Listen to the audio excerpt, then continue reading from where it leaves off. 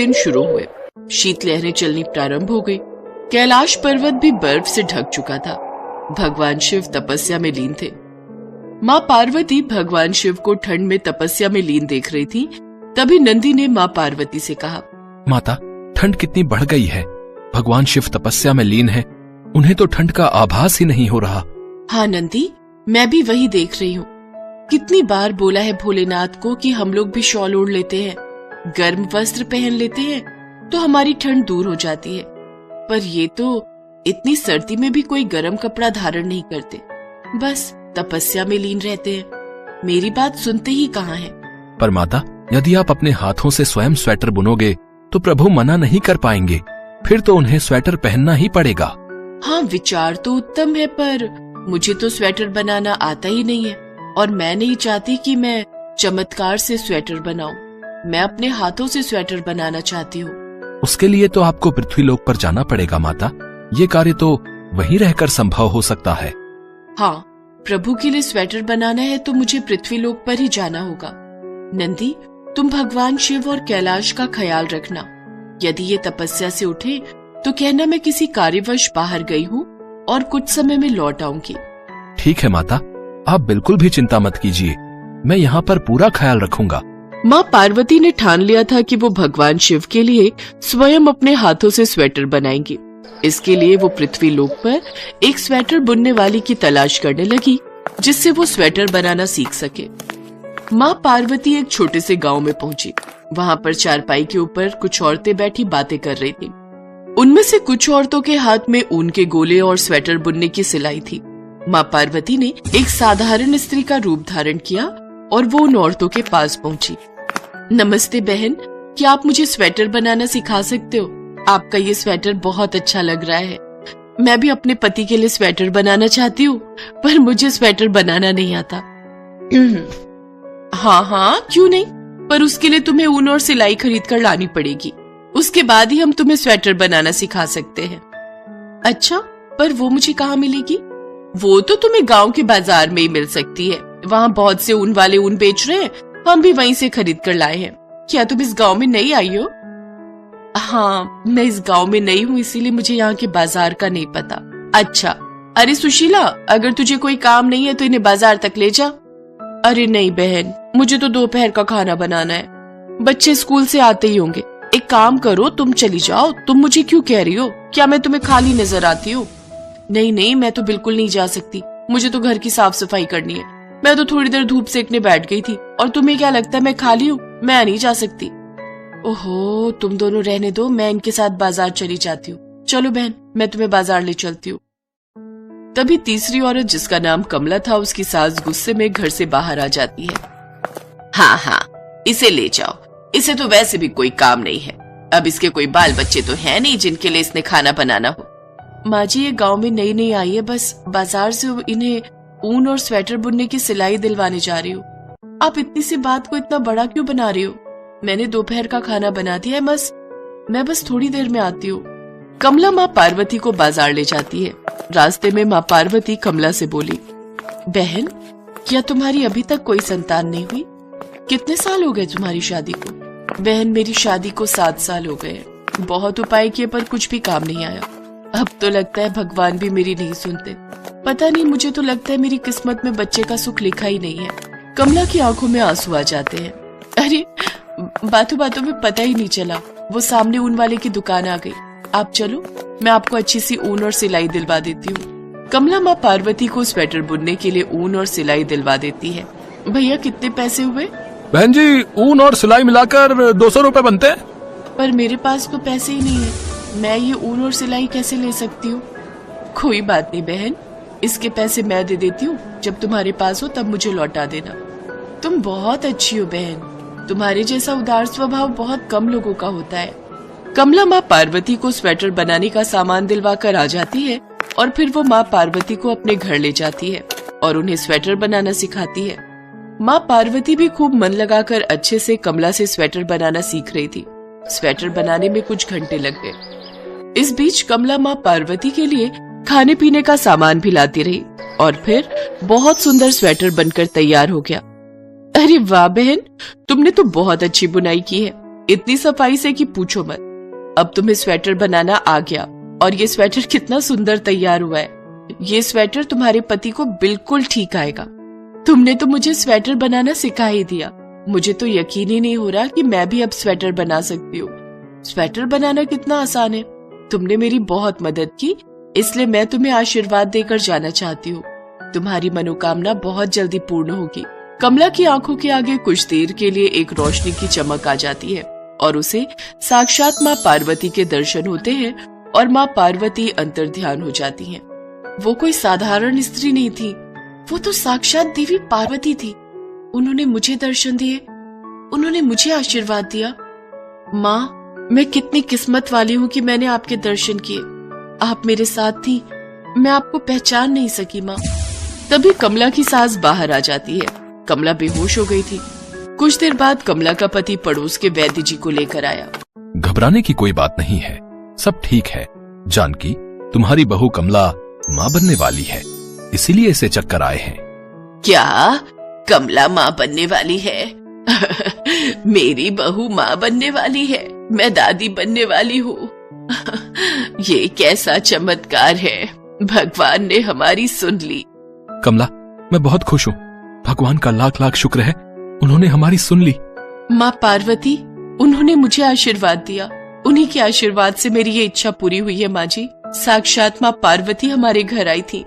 कमला अपनी सास और पति को सारी बात बताती है। सभी माँ पार्वती को धन्यवाद कहते हैं। उन्होंने कमला को माँ बनने का आशीर्वाद दिया। माँ पार्वती और भगवान शिव कैलाश पर्वत से सब कुछ देख रहे थे। ये स्वेटर तो तुमने बहुत अच्छा बनाया है पार्वती, और ये बिल्कुल सही नाप का है और देखने में भी कितना अच्छा लग रहा है। तुमने मेरे लिए स्वेटर बनाया, ये देखकर मैं बहुत खुश हूँ। मैं भी बहुत खुश हूँ प्रभु कि मैं आपके लिए इतना अच्छा स्वेटर बना पाई। ये सब कमला के उदार स्वभाव के कारण ही संभव हुआ है। उसने निस्वार्थ भावना से मेरी मदद की और मैं ये स्वेटर बना पाई। अब कम से कम आपको ठंड तो नहीं लगेगी। अब तो मैं ऐसे और भी बहुत सारे स्वेटर आपके लिए, पुत्र गणेश के लिए, पुत्र कार्तिकेय के लिए, नंदी के लिए और बाकी सभी कैलाश वासियों के लिए बनाऊंगी। कमला ने माँ पार्वती की भगवान शिव के लिए स्वेटर बनाने में अनजाने में ही मदद की और माँ पार्वती ने उसे उसकी उदारता का फल दिया और उसे माँ बनने का सुख प्राप्त हुआ।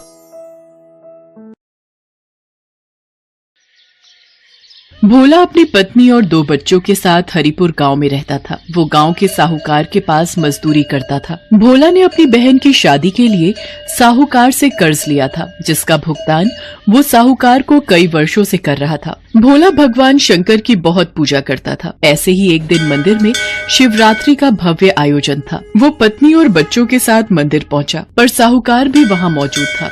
मंदिर में दर्शन करने के लिए पुण्य करने पड़ते हैं, तो जैसे कंगाल के पास ऐसा क्या है भगवान शंकर को देने के लिए? बता, कोई दान दक्षिणा या कोई चढ़ावा? भोला उदास मन से पत्नी और बच्चों को लेकर वापस घर की ओर चल पड़ता है। तभी कुछ खाने को दे दो, बड़ी जोरों की भूख लगी है। भैया, ये आटे का हलवा है, अगर ये खाओ तो। हाँ, मुझे आटे का हलवा दे दो। भूख में तो प्रसाद और भी स्वादिष्ट लगता है। क्या नाम है तुम्हारा? मेरा नाम शिवा है। मैं काम की तलाश में हूँ। क्या आप मुझे कोई काम दे सकते हो? मैं कुछ भी कर लूंगा। पर मैं तो खुद एक गरीब मजदूर हूँ, गांव के साहूकार के पास मजदूरी करता हूँ। मैं तुम्हें भला क्या काम दूंगा? भैया, मुझे कोई भी काम दे दो, बदले में मुझे पैसे नहीं, बस रहने की जगह दे देना। भोला शिवा की मजबूरी देख हाँ कह देता है। अगले दिन से शिवा वहीं रहने लगता है और घर के काम में मदद करता था। एक दिन भोला अपनी पत्नी माला से बोला, माला, शिवा हमारे लिए इतना सब कुछ क्यों कर रहा है? बच्चों के लिए भी ये इतना दूध, फल, सब्जी सब ले आता है, पर कब तक हम इससे बिना पैसे दिए काम करवाते रहेंगे?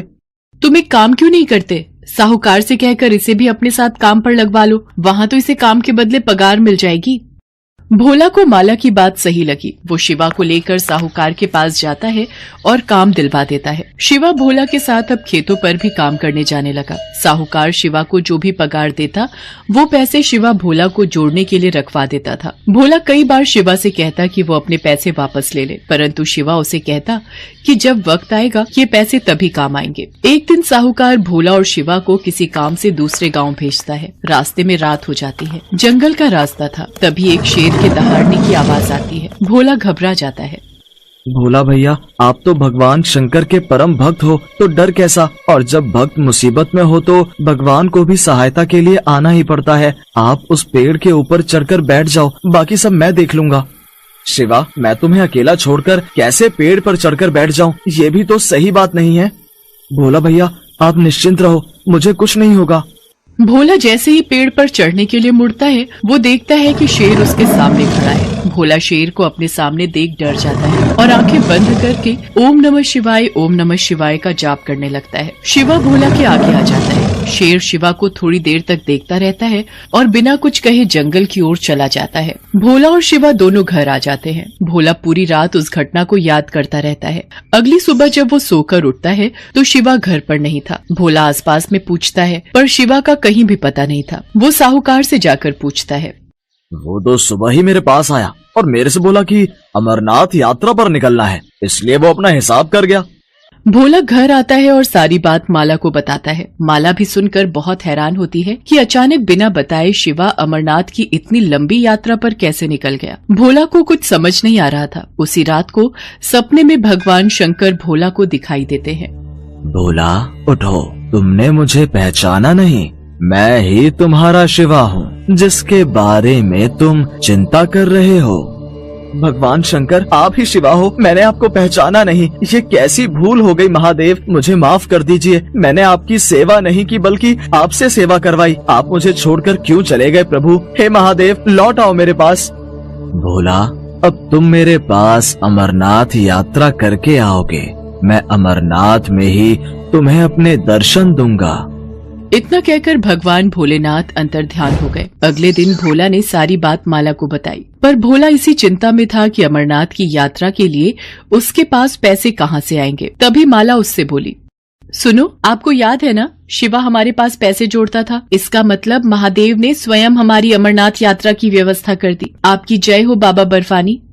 जय भोला भंडारी, आपकी जय हो। माला, हमारे शिव शंकर ने हमें अपने धाम बुलाया है, अमरनाथ बुलाया है। भोला उन रुपयों से अपनी अमरनाथ यात्रा पर जाने की तैयारी करता है और साहूकार के पास कुछ दिन की छुट्टी मांगने जाता है। छुट्टी तो तू ले ले, वो तो तेरे पैसे मैं उतने दिन के काट ही लूंगा।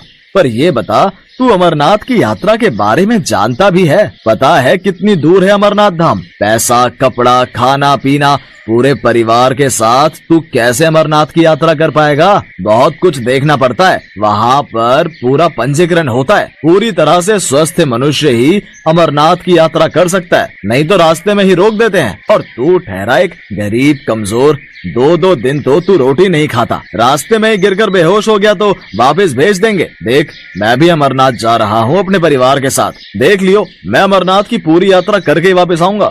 भोला अपने परिवार के साथ अमरनाथ की यात्रा के लिए निकल पड़ता है। उधर साहूकार को भी अपने परिवार को लेकर अमरनाथ की यात्रा के लिए जम्मू निकलना था, पर किस्मत को शायद कुछ और ही मंजूर था। 75 वर्ष से ज्यादा उम्र होने की वजह से साहूकार के पंजीकरण को स्थगित कर दिया गया। साहूकार ने मन में सोचा, भगवान शंकर ने शायद मुझे सबक दिया है कि उनकी यात्रा के लिए कोई गरीब या अमीर नहीं होता। वो जिस पर कृपा करते हैं वही उनके दर्शन कर पाता है। शायद भोला उनका मेरे से भी ज्यादा बड़ा सेवक है, इसलिए उसे अमरनाथ यात्रा पर जाने का शुभ अवसर प्राप्त हुआ। मैं ये क्यों नहीं समझ पाया कि भगवान तो प्रेम के भूखे हैं। उन्हें धन दौलत, बड़े बड़े पकवानों से कोई मतलब नहीं। उन्हें कोई एक सूखी रोटी भी खिला दे तो उसमें भी प्रसन्न हो जाते हैं। शिव शंकर, मुझे माफ कर दो। मैंने उस गरीब मजदूर की गरीबी का हमेशा फायदा उठाया। बस एक बार भोला यात्रा से वापस आ जाए, फिर मैं खुद उससे माफी मांगूंगा।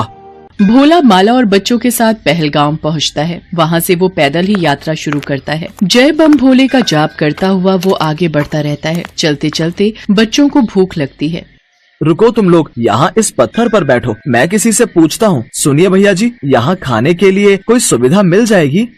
अरे भाई, ये अमरनाथ श्रद्धालुओं के लिए लंगर कमेटियाँ जी जान से पलखें बिछाकर उनका सत्कार करती हैं। खाने पीने से लेकर सोने तक की सुविधा उपलब्ध करवाई जाती है अमरनाथ यात्रा के लिए। आओ, मैं तुम्हें वहाँ का रास्ता बताता हूँ। भोला ने अपनी यात्रा को भगवान भोलेनाथ के भरोसे शुरू किया था और उसे पता था कि वही उसकी ये यात्रा पूरी करवाएंगे। व्यक्ति भोला को लेकर जब लंगर कमेटी के पास पहुंचता है, भोला ने देखा अमरनाथ यात्रा में लोग जगह जगह खाने पीने और सोने की सुख सुविधाएं दे रहे हैं। अमीर भक्त इस कार्य में दान दक्षिणा देकर अपना योगदान देते हैं। सुबह के समय लंगर कमेटियां श्रद्धालुओं की भूख और प्यास को बुझाती हैं और रात होते ही लंगर स्थल धर्मशाला में तब्दील हो जाते हैं। श्रद्धालुओं को बिस्तर और सर्दी से बचने के लिए बुखारी भी मुहैया करवाई जाती है। अमरनाथ यात्रा के लिए उन्हें 5 पड़ाव पार करने थे। पहला पड़ाव पहलगाम उन्होंने पार कर लिया था। बापू, अभी हमें कितनी और यात्रा करनी है? अभी कितनी दूर है अमरनाथ की गुफा? नमन, पहला पड़ाव पहलगाम में अभी हम हैं। अभी हमें चंदनबाड़ी, शेषनाग, पंचतरणी पार करना है। उसके बाद 5वां पड़ाव अमरनाथ की गुफा है, जहां बाबा बर्फानी भोलेनाथ के शिवलिंग के दर्शन होंगे। मतलब अमरनाथ की यात्रा के रास्ते में 5 पड़ाव आते हैं? हाँ छाया बिटिया, पर भोले बाबा का नाम लेते जाओ तो ये रास्ता आराम से कट जाता है और ये 5 पड़ाव भी पार हो जाता है। रास्ते भर अलग अलग पड़ावों पर रुकते हुए आखिर भोला और उसका परिवार अमरनाथ की गुफा पर पहुंचता है। पूरा परिवार इतने सुंदर दृश्य को देखकर खुशी से झूम उठता है। तुम्हें पता है माला, अमरनाथ को तीर्थों का तीर्थ कहा जाता है क्योंकि यहीं पर भगवान शिव ने माँ पार्वती को अमरत्व का रहस्य बताया था। बापू, वो देखो कबूतर।